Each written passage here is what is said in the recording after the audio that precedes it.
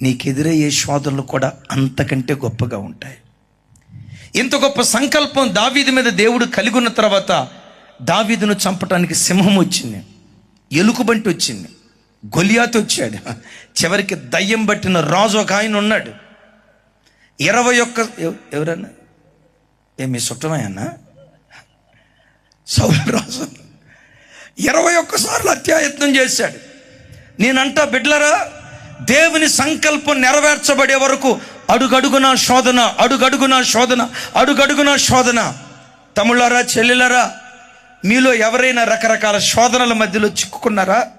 యేసయ్యా, నాకే ఎందుకు ఇన్ని శోధనలు వస్తున్నాయి, నాకే ఎందుకు ఇన్ని బాధలు వస్తున్నాయి, ఈ శోధనల వలయంలో ఎందుకు నేను చిక్కబడి ఇలా నల్లగొట్టబడుతున్నాను అల్లాడిపోతున్నావా?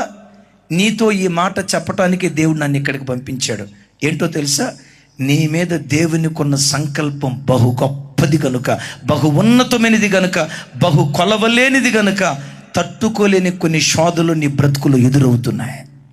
సామెత ఒకటి ఉంది కదా, ఎంత చెట్టుకి కదా. అంటే నీ మీద దేవునికి ఎంత గొప్ప ప్రణాళిక ఉంటుందో నీకెదురయ్యే శోధన కూడా అంత భయంకరంగా ఉంటుంది. సింహం వచ్చింది, ఎలుకబంటి వచ్చింది, వివేకం లేని తనమని సామెతల గ్రంథంలో రాసింది. దైవజనమా, మనలో ఉన్న వివేకం లేని తనాన్ని చంపాలి దేవుని బిడ్డలో. విశ్వాసులు ఎప్పుడు వివేకంగా బ్రతకాలి, దైవజనుడు ఎప్పుడు వివేకంగా బ్రతకాలి. వివేకంగా బ్రతికితే శత్రువు చేతిలో మనం పట్టబడం.